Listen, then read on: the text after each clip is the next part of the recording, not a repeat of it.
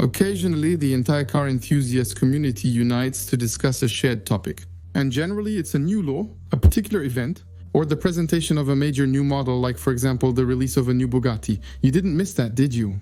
On June 20th, Bugatti unveiled its new Tourbillon model at its historic Château Saint-Jean headquarters in Molsheim. A significant occasion for Bugatti, as the brand hasn't unveiled a new model in over 2 years. The Mistral, unveiled in summer 2022, was based on the Chiron, which was released in 2016, 8 years prior. The arrival of a completely new Bugatti model is certainly a cause for celebration. It's an incredible object of desire for car enthusiasts, a new piece that adds to the brand's history. And above all, it's a strong signal that proves Bugatti is alive and investing in its future. However, a glance at the comments under the presentation videos of the new Molsheim missile reveals that the whirlwind is far from unanimous. According to some comments, it would just be ugly, downright ordinary, too close to the Chiron. Or, even worse, it would look like a vulgar McLaren that costs at least 10 times less. So, it's true that comments on YouTube are not always examples of subtlety or kindness, and believe in my experience, I know what I'm talking about. If you're furious with me, keep leaving your notes in the comments, no matter the reason. It's mean to me, but good for the statistics, I'm telling you. We must not be very many who can be part of the customers who will be able to buy or drive this whirlwind. But as passion is in no way a matter of means, it doesn't stop us at all from deciphering its style to form an opinion and try to understand what makes this new Bugatti really successful or not.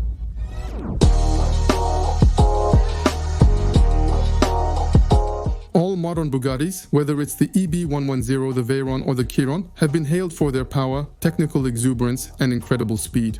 But they have also each time been somewhat criticized for their design upon their release. At the same time, it's normal. We're talking about Bugatti, so in terms of a brand that represents automotive excellence, it's not just anyone. And since its rebirth in the 90s, these cars are systematically expected to turn the corner. The first observation about this whirlwind is that it closely resembles the Chiron. Bugatti has accustomed us to significant style differences between the EB110 Veyron and Chiron models. It's true that it's calming down a bit now, mainly due to the optics and many other small elements we'll see later. Simultaneously, the Chiron's exceptional inception occurred 8 years prior. Bugatti's investment in design and creation of an elite style team is the main reason for its success. When the Veyron Bugatti project began, Volkswagen didn't have a design studio solely dedicated to the brand.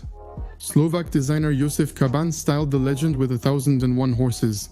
Josef, who worked for Volkswagen, designed the Lupo, so if you own a Lupo, you have a car designed by the same person who created the Veyron. After the Veyron, Josef Kaban worked at Skoda and Rolls-Royce before returning to Volkswagen.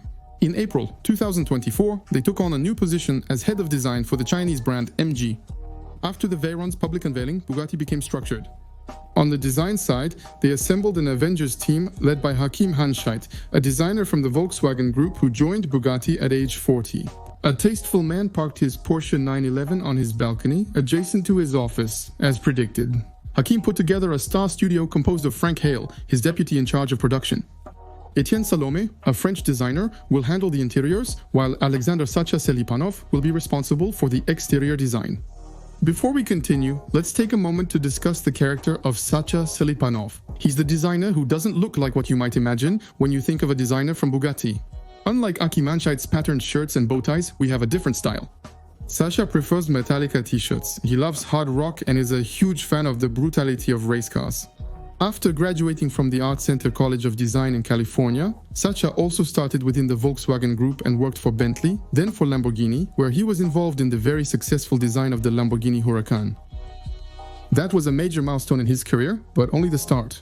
Soon after, he became head of exterior design at Bugatti, where he conceived the magnificent 2015 Atlantique concept, which was just incredible. But you may not know, since it was never publicly presented or planned for production, Sacha mainly led the development of the exterior design of the Bugatti Vision Grand Tourer and the Bugatti Chiron.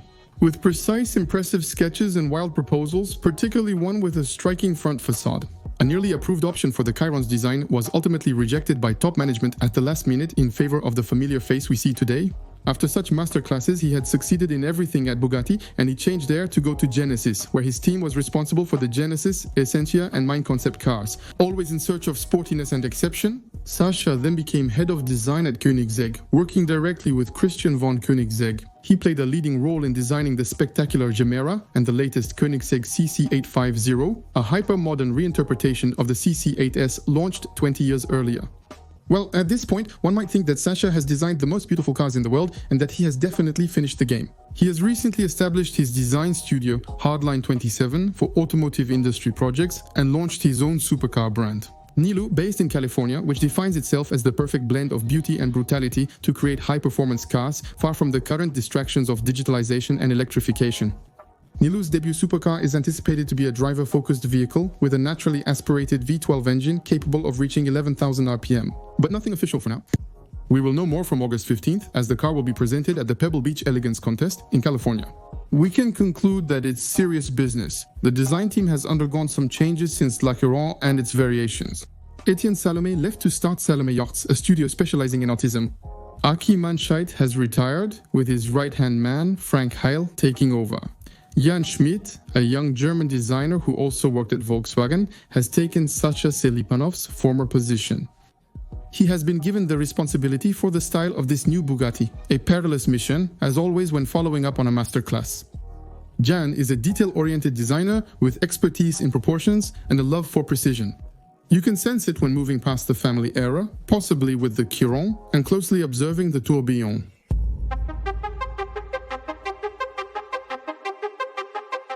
The Tourbillon, it's the ultimate new Bugatti, and it goes well beyond the fact that it's the brand's latest flagship model. In fact, Bugatti had warned that we would continue the work already done, and indeed, in its style, it's clearly an evolution, but with a bunch of revolutions. We can see the direct inspiration from the black car in the design of the rear lights. The strip running from left to right adopts the style seen on the most exclusive Bugatti in history, the black car. This line, it really animates the back, and for once, it's one of the first elements that I find much more successful than on the Chiron. Since even if the large horizontal bar was impressive when it came out, it was very static and it left a lot of empty space, not necessarily well exploited, around it. At the time, the horizontal fireline at the back was impressive, but today it has become a rather mundane element. That can be found on many recent cars in the industry, and not just sports cars. Moreover, this whirlwind evolution respects and interprets the brand's three stylistic codes, ensuring continuity. The first key element is marking the centerline of the car, called the Y0. This line first appeared on the 1935 Bugatti 57 Aerolite and its variations. Because it was made of electron, an alloy of aluminum and magnesium that was impossible to weld. The cars were made by joining two shells with clearly visible rivets in the center. And since the brand's rebirth, as a nod to its past, this line is always highlighted on modern Bugattis. Here, even the windshield wiper is placed in a vertical position on the windshield to reinforce this line, and also because it creates much less resistance at high speed. The second highly identifiable element of this Bugatti is the Bugatti line. This line, it's not the Y0 we just talked about, but the C-shaped design found on the side of the cars. The two-tone paint was allowed even on Bugatti's first models, featuring the super dynamic Bugatti line. On the Tourbillon, remember, on the Veyron, it dipped a bit toward the back as if to echo the lines of the cars from the 30s. On the Chiron, it was quite stable, and on the Tourbillon, it is clearly leaning forward, as if to better attack the road and especially with an improved pencil stroke movement.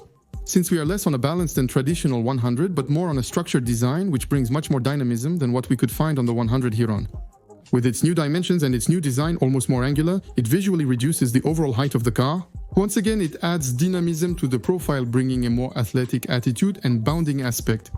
We cannot discuss Bugatti's codes without mentioning the most obvious aspect, the historical shape, which is the core element of their design. I named the famous horseshoe-shaped grille, so you should know that it's a super strong identification marker of Bugatti since the very beginning of its history. Simply because Ettore Bugatti was a real horse riding enthusiast and that this horseshoe-shaped grille comes directly from him. On the Tourbillon, it has gained body, it has gained width. The proportions are similar to what Bugatti tested on the 2015 Atlantic concept. As on all modern Bugattis, it sits centrally within the optics and air intakes, forming part of the brand's signature 5-point front face. What I particularly appreciate about Bugatti's unique design is how the grille guides all the other surfaces. The whirlwind is the origin of the lines that will go all over the car. Widening it allows the reproportioning of the entire vehicle. But there is also a technical interest to manage the airflow in the best way and absorb shocks if necessary. But also to allow a little more space at the front to place a toiletry bag. Since luggage may not be the top priority when driving a Bugatti, the brand's codes are perfectly respected and reinterpreted in the design we just saw. To have a car that remains consistent but comes with a fresh style, its modernity, and above all, its dynamism. The dynamism is further enhanced by a significant improvement over what was offered in the Chiron, which I find to be superb once again. The Aveyronn's proportions, nicknamed the Whale at its release, were already flawed due to its massive W16 engine, which was also used in its successor. In terms of proportions, it lacked a bit of finesse, and that's the big change with the Tourbillon that we can see from the side view. With a design that closely resembles the Koenigsegg Agera's proportions, optimized for speed. With a high point in the center of the car and a glass surface ratio slightly less than a third of the total height. The new Tourbillon, featuring a 16-cylinder atmospheric inline engine replacing the 16, is longer and lower than the Chiron. And it was a desire of the team to reduce the height of the car as much as possible to seek aerodynamic performance by minimizing the frontal area as much as possible, which is the aero factor that has the greatest influence on high-speed efficiency. Bugatti admits they were inspired by the Peregrine Falcon, not the horse. The fastest animal in the world, which can dive up to 300 km per hour by folding its wings. This design inspired the American B-2 bomber developed during the Cold War. To enhance drag, extensive work has been done on the diffuser at the rear, which begins early under the car and ends high at the back. This resembles the B-2 or Peregrine Falcon's profile. The Tourbillon is lower and longer, with a more slender posture, which adds finesse to the design, thanks to the effect we call cock bottle in design, a visual magic trick that consists of tightening the waistline to highlight the wheels. Well on the outside, seen from above, with the name derived from the curve found on Coca-Cola bottles. So it's true that the Chiron was really a part in the game, with its stature, its simple design, and its proportions. The Tourbillon's small improvements make it a more refined model than the Chiron, despite the Chiron's exceptional qualities. The Tourbillon's design, though less iconic at first glance, brings more finesse, tension, and demonstrates Bugatti's maturity. All of this while preserving the brand's heritage and identity, as mentioned earlier.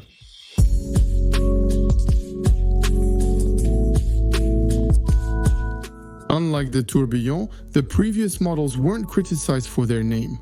EB Saint-Dix, Veyron, Chiron. It has always been well accepted and understood, since these names echo the great figures associated with the brand. Ettore Bugatti created the EB Saint-Dix, and Pierre Veyron and Louis Chiron drove it. Even the Chiron's 2018 variant, the Divo, is named after Albert Divo, another Targa Florio winner driving a Bugatti. Good, then for the Mistral we understand the link with the Southern Wind since it's a convertible. But Tourbillon, it's true that it was a bit surprising, especially considering our English-speaking friends will likely mispronounce the name. Although not immediately apparent, the link between the Tourbillon and the car becomes clear, especially in the interior design. The Tourbillon is an intricate watchmaking device that enhances watch precision by counteracting the effects of gravity. This watchmaking complication symbolizes the technical and aesthetic mastery of the art and science of the watchmaking industry. An industry that speaks of passing time and houses precise, unique, and timeless skills that make sense. This Bugatti was designed to excel in elegance, aligning with the brand's philosophy. Not in 10 years, but in 100 years like the first Bugattis currently. And if we want a car to become eternal, we must avoid elements that become obsolete quickly, like screens. That's why Bugatti has chosen to bring us a set of stunning, fully analog instruments. A titanium piece crafted by Swiss watchmakers, weighing under 3.3 pounds with over 600 components including rubies and sapphires. The rendering is crazy, yet treated with the same care and attention as the world's most prestigious watches. Real pieces of history that can be passed down through generations. The name Tourbillon, originally derived from a different context, now aligns with the car's concept of being eternal, showcasing a significant evolution. By not referencing its drivers, Bugatti is less connected to its direct history and starts a new chapter, represented by an individual. Matt Rimatz, the new young and brilliant boss of the brand, whom I've previously discussed in a dedicated video on my channel. I won't recount his full story here. For the record, the 36-year-old sports car enthusiast just took over the world's most prestigious brand. He achieved success by founding Rimac, an electric sports car brand that merged with Bugatti through a favorable business deal. With Volkswagen and Porsche, which I won't detail here, you can find all the explanations in my video. Despite being a figure in the electric car industry, Matt Rimatz has a passion for automobiles. He loves auto racing, the charm of thermal architectures, and especially respects Bugatti's heritage. Until now, recent Bugattis were powered by the famous 8-liter W16 engine with quad turbos. In other words, the ultimate, and for that matter, it had to be replaced to seek performance. Instead of moving the brand entirely to electric powertrains, Matt Rimatz chose to create a new cathedral that combines the best of both worlds. By merging a groundbreaking 516 atmospheric engine co-developed with Cosworth and 3 electric motors, to accelerate our 2-ton whirlwind from 0 to 100 in 2 seconds. I won't delve into the engine details, despite there being much to discuss. You can find the information elsewhere. Here, we focus on the design.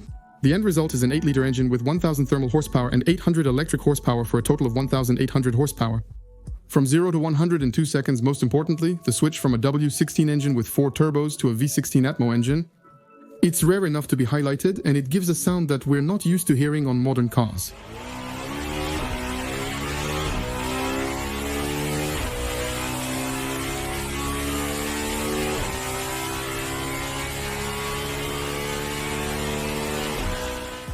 Developing a brand new engine while maintaining its unique sound is another accomplishment by Bugatti, as Matt Rimatz noted during the Tourbillon presentation. It's a crazy bet to build a new 516 engine, integrate it with electric motors, and offer authentic dashboard instruments from Swiss watchmaking, 3D printed suspension parts, and a crystal glass central console. But that's what Ettore would have done, making Bugatti incomparable and timeless. Ambition is essential to create not just a hypersports car, but an eternal icon. Despite a new chapter, Bugatti demonstrates that this is not the end of the noble engine or automotive excellence, as shown by this design. More subtly, Bugatti enters a new stage, hailed by Romano Artioli himself. I hope the analysis of the style of this Tourbillon has guided you and you liked it, so tell me what you think in the comments. I'm waiting for your opinion. By the way, if you've stayed this far, I have to tell you that right now, I'm preparing an insane project for the channel, which I'll talk to you about in a few weeks. I know you're really going to like it, and in order to set it up, I'm in the middle of looking for sponsors. I'm in talks with multiple companies to help us realize this, but I've also chosen to include you. So if you're a subscriber who runs a business or is in charge of marketing in a company, if you have a bit of budget and you want to partner with the channel, for an Unveiled project, email me directly using the address in the video description and first pinned comment. And to support the channel more generally, you know that you can find my limited edition car posters on appeldefer.com and enjoy a 10% discount on your first order directly on the site. See you next time.